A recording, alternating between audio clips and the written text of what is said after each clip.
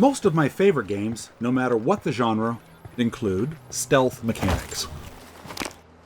Days Gone, all the Watch Dogs games, the Horizon games, none of them are stealth games, but they all have stealth mechanics. The Dishonored games, Metal Gear Solid 5, and the Deus Ex games are kind of the opposite. They're predominantly stealthy with open combat mechanics. Then there are games so stealthy they've evaded almost everyone's notice. Let me introduce you to Shadwen and Aragami 2. Shadwen is made by Frozenbyte, the Finnish studio probably best known for the Trine series, which I love. The story is, well, who cares? For me, what makes a game great is its mechanics, how it plays, how you solve a challenge. You story fans who love The Witcher 3 and making dialogue choices, this is not for you. Whatever, the story is title character Shadwen was double-crossed by the king, and tonight she's gonna make things right by ending his life. Between her and the king are city districts full of guards. At the start of her quest, she encounters Lily, an orphan who latches onto her, and they become a duo. Hold that thought. Aragami 2 is the sequel to Aragami, which I made the mistake of trying after finishing Aragami 2, and I hated and returned it. The moral of the story is, don't play sequel games out of order. A lesson I should have learned the first time when I played Assassin's Creed Odyssey, and then played Origins, and then Black Flag, in that order. Black Flag does not feel great after Odyssey. In Aragami 2 you play as a human spirit hybrid ninja. The story is, again, who cares? I don't play games for the lore. You're a ninja with various supernatural abilities. Your goal is to complete a number of mission objectives to protect the Koretsuba clan's village, such as retrieving items, tagging supply crates, listening in on conversations, assassinations, rescues, captures, and more. And doing it all in the most ninja way. No, I don't care about story, but if you do, it's all doled out via long dialogue stretches which you have to read. Skip. For clarity, this is not a game review. I am a fan of both games, I like Shadwen, and I adore Aragami 2. Here's why. It all comes down to mechanics and variety. Here's what makes Shadwen unique. Shadwen can move in all the normal stealthy ways. Crouch, walk, run, jump. It's her grapple that sticks into wooden beams that really mixes things up. The city has a lot of them. So drop kills are gonna happen. A lot. Taking a page from the Superhot playbook, time doesn't move forward unless Shadwen is moving, jumping, swinging, dropping, etc. Stand still, and so does time. So, that's cool. I can drop into a bad situation, and as long as I don't move, I can survey my surroundings and plan my next move, and the time, guards, and the elements won't move until I do. You can force time to advance even while standing still with a button. You can kill guards or avoid them, but you absolutely cannot be seen. I heard something. Being spotted is an insta-fail. Hiding bodies is a good idea too, because unlike other stealth games, in Shadwen, guards do not stay cool if they find a body. They'll run for the alarm bell, and if they reach it, the level fails. Scattered hay bales and bushes provide cover for Shadwen and corpses alike. In the difficulty settings, guards' vision cones can be turned on, a setting I actually preferred because without it, it's really difficult to track where 5 or more guards are all looking, especially if you're attempting a passive run. The game also provides helpful highlights, and Lily will follow the player so you don't have to keep telling her where to go. You can finish each level on your first try, because taking a page from the Prince of Persia Sands of Time, you can instantly rewind your last action and in fact, most level progress, inviting risk-taking and experimentation. Okay.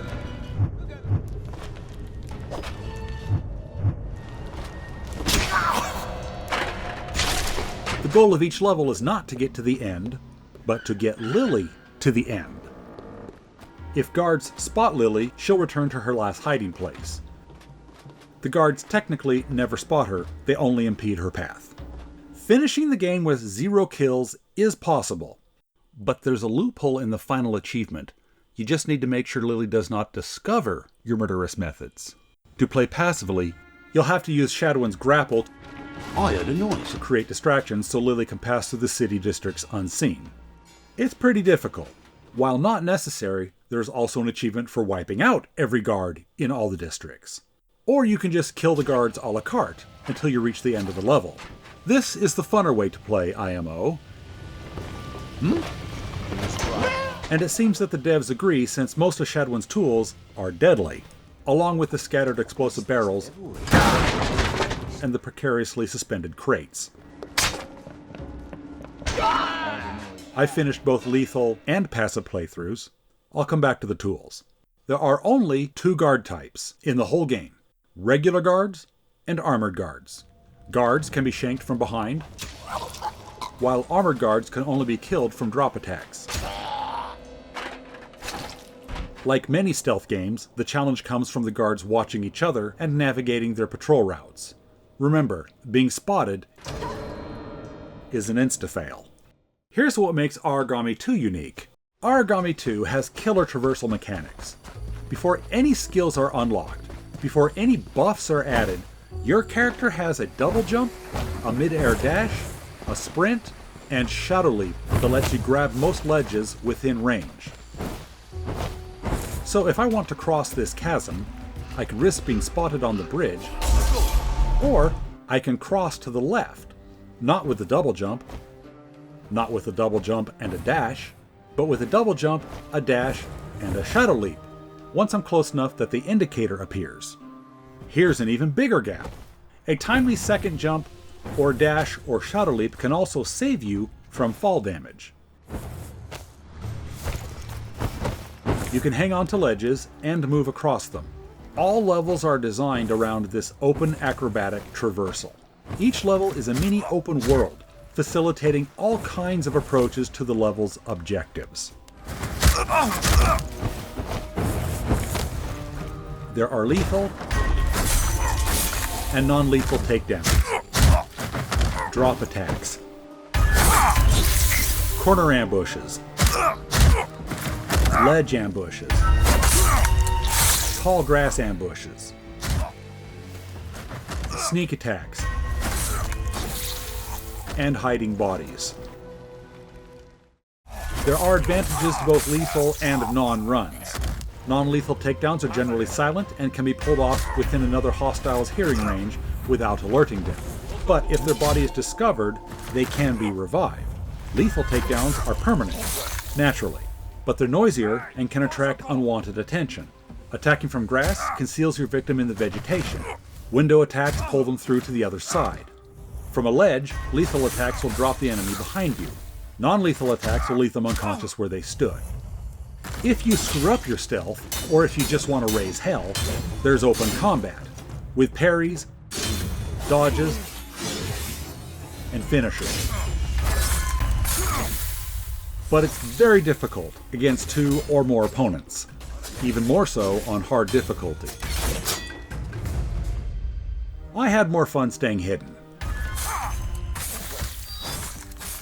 There are achievements for non-detection runs, passive runs where no one dies, and killing everyone runs. If you're really good, you can achieve a non-detection run and one of the others in the same run. Shadow Vision lets you see enemy positions and gold deposits, used to buy tools back at the village hub. Enemy types. You have your basic soldier. If he spots you, you'll have to cross blades or run. Fanatic soldiers are more aggressive, see better, and use unblockable attacks that must be dodged. They will eventually wake from a knockout.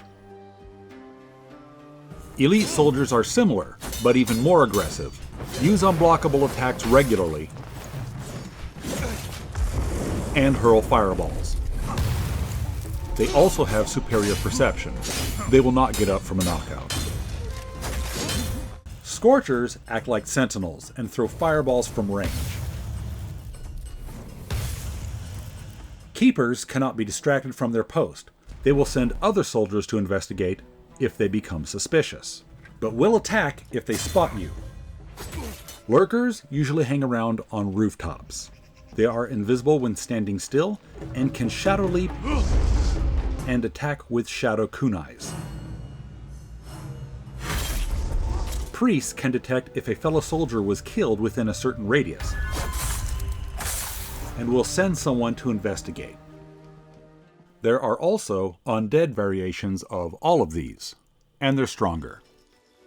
Necromancers can resurrect soldiers you've killed within a certain radius. But once you get the drop on them, they're all the same.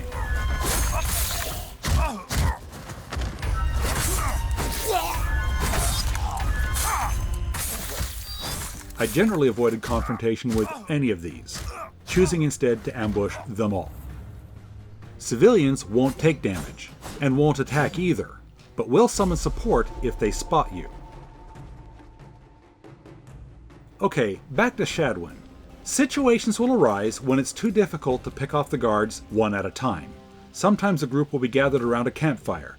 Sometimes a convenient explosive barrel can come in handy. But Shadwen can also craft tools. Chests are placed around the maps containing schematics and crafting materials like gunpowder pouch, metal plate, nail, and rat. Yes, rats are a crafting ingredient. Specifically, rats are used to propel the decoy toy I heard a sound. and distracting trap. In addition to those two, there's also the poison dart launcher.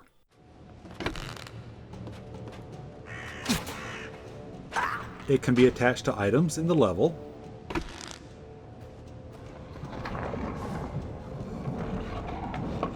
Is it the dart?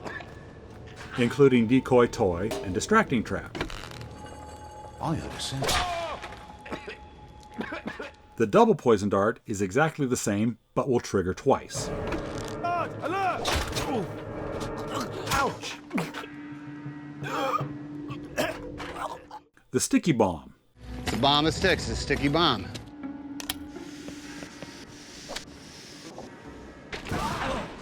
The pulsing bomb explodes 3 times. I'm honestly not sure why that's helpful.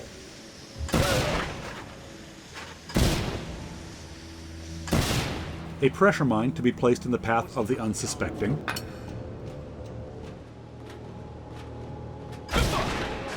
And a proximity mine, which is basically the same thing, with a larger trigger zone. Now what is that? All ingredients are one-time use in a level, so if you use your one and only candle to make a proximity mine and blow it up, you don't get it back. But if you don't blow it up, you can dismantle it for a 100% return of all materials and craft something else. That's nice.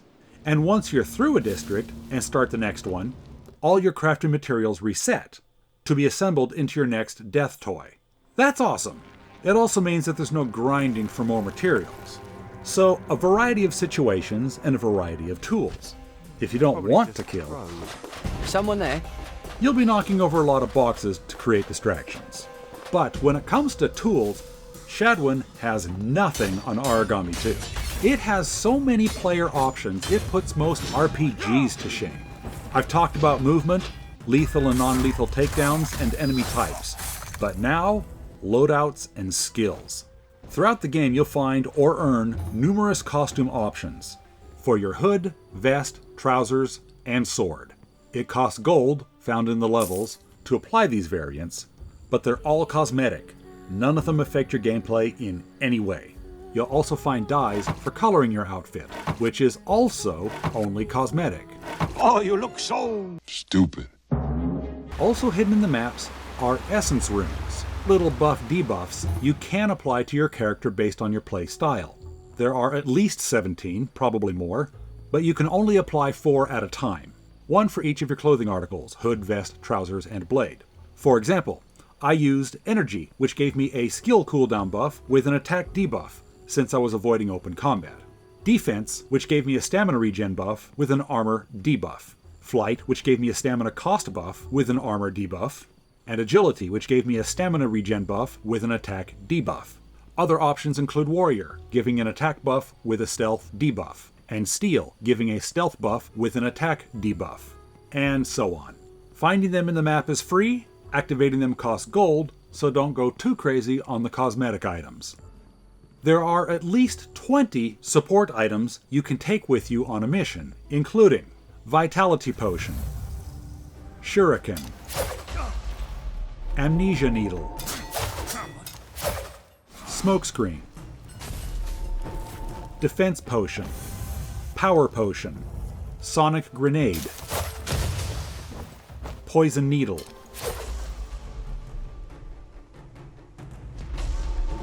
Strong Vitality Potion, Empowering Vapors, a Kunai, basically a shuriken, but it hits harder, Tranquilizer Needle, Regeneration Potion,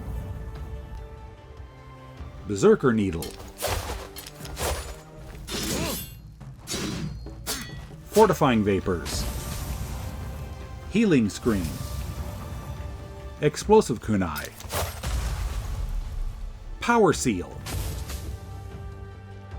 Protection Seal, and a Homeward Seal, giving you a portable exit portal. Again, you are limited to only 4 of these per mission. Each costs in-game money, and each has a max quantity you can carry. For example, Shurikens cost 15 gold each, and you can carry a max of 10. Smokescreens cost 90 gold each, and you can carry a maximum of 3 on a mission. Cool thing is, if you return from a mission with unused support items, you can return them to the blacksmith for a full refund. Nice! Finally, skills, purchased with experience points. You'll have to choose carefully, as you're unlikely to unlock all of them in a single playthrough. Respeccing is available for a fee. Each skill costs 1 to 2 XP, and each can be upgraded for an additional point. They start with Whisper, which is the lure common to many stealth games. It draws any enemy within earshot. The upgrade lets you target a single enemy to lure. The passive abilities are red when unlocked. A lot of them are buffs and cooldowns, but the cool ones are Chameleon, which turns you invisible if you're hugging a wall. The upgrade extends the benefit to when you're grabbing ledges. Divination lets you see where enemies have walked. The upgrade lets you see where they will walk. Enhanced Senses temporarily marks enemies while using Shadow Vision. The upgrade reveals concealed collectibles like cosmetics and essence runes. A must for 100%ers. Momentum lets you kill 2 targets at once if they're close together. The upgrade gives the same benefit for knockouts. Ranged Parry returns incoming ranged attacks to the attacker. The upgrade increases their damage. There are active abilities, or shadow powers, and they are the final ingredient that makes this game awesome. We already covered Whisper. Dark Flame lets you blow up these lanterns, confusing enemies caught in the fog. The upgrade knocks the enemies out. Blood Smoke emits a concealing cloud on an assassination. With the upgrade, the fog regenerates your health. Mesmerize disorients a target for a bit or until they take damage. The upgrade extends the effect to other nearby enemies. Wraith makes you completely invisible for a short time. The upgrade also makes you silent. Shadow Kill summons a shadow beast, killing the target while stunning nearby foes. The upgrade lets you do it from a limited distance. Shadow Pull is one of my favorites, letting you teleport an enemy to your position and knocking them out.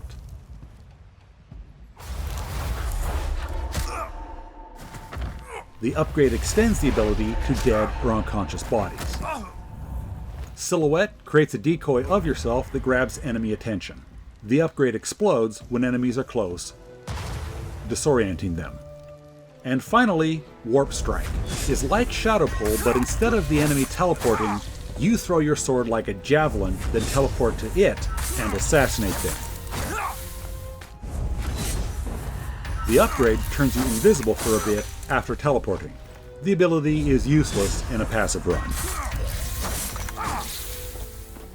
These skills, combined with the essence runes, support items, and killer traversal, makes for a crazy creative experience for me to clean out maps how I want to play.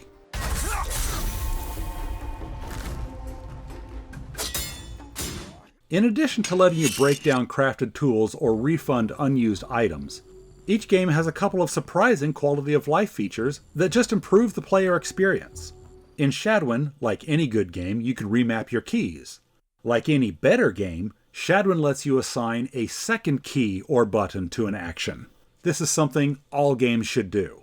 Sometimes I want to make C crouch. Sometimes I want to make control crouch. Sometimes I don't want to remember which one I chose and want to make both of them crouch. But blowing away most games' keybind options, Shadowin has 3 options to assign buttons for a single action.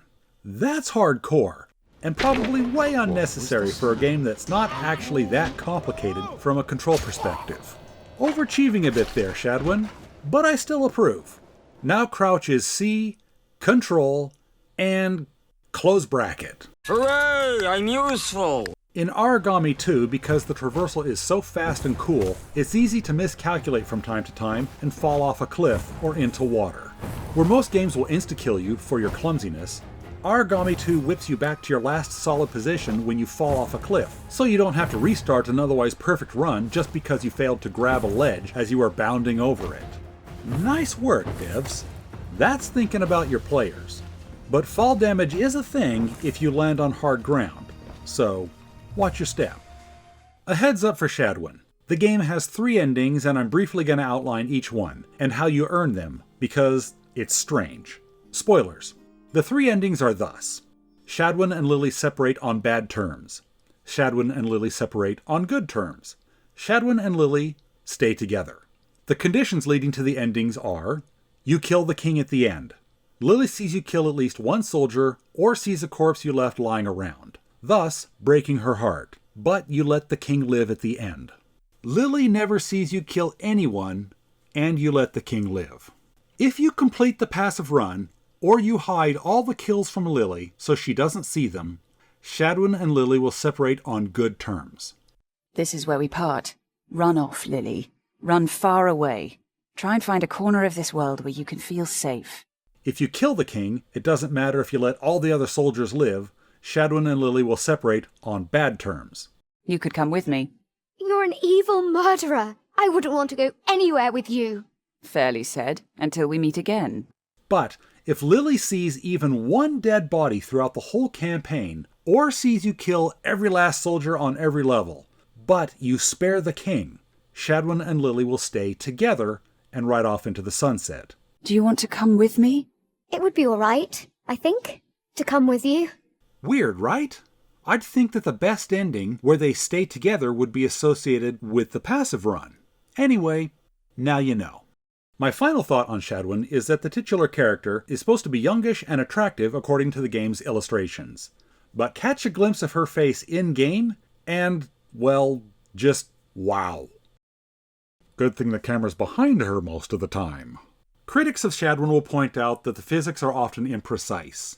You want to push a barrel onto a guard, but it fell wrong, and the tools aren't there to make aiming precise. Or you dropped a crate and it missed its target. There was a noise. Rewind and try again. That's what it's there for. Other detractors point out repetitive maps or gameplay. To that I say, yeah. The game sets itself up as a certain kind of game, and by the end, it's still that game. This is a failing of every game I've ever played, even my favorites. I thought the challenges and guard placements were good, and more challenging in later levels. But if you're not digging the gameplay at the beginning, it's the same game at the end. Critics of Origami 2 point out bugs. I played the game 3 years after its release, and the only bug I encountered was one where the takedown prompt was intermittent, and sometimes wouldn't show up on one map. It was fixed by turning the FPS cap down from unlimited to 60. A little annoying, sure, but manageable. I hope that helps somewhat.